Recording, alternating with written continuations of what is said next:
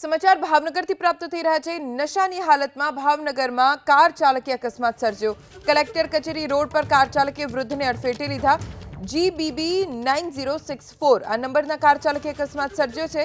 કારમાંથી દારૂની બોટલ્સ પણ મળી આવી છે। સ્થાનિકોએ ડ્રાઈવરને પકડીને પોલીસને સોંપ્યો। અમારા સંવાદદાતા પાર્થ પાસેથી વધુ જાણકારી પ્રાપ્ત કરીશું।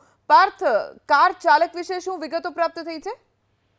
જી જણાવું, ભાવનગરમાં ફરી એક વખત નશાની હાલતમાં રફતારનો કહેર જોવા મળ્યો છે। શહેરના કલેક્ટર કચેરી રોડ પર એક વૃદ્ધને આ જે કાર ચાલક છે તેમને અડફેટે લીધા હતા।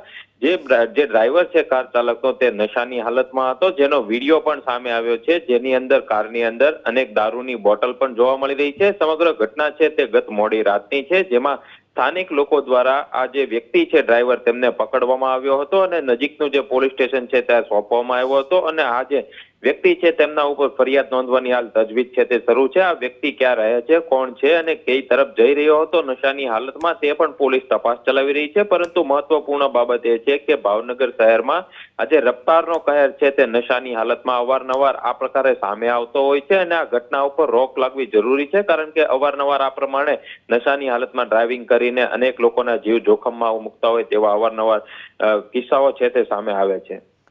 આભાર પાર્થ, જાણકારી આપવા માટે।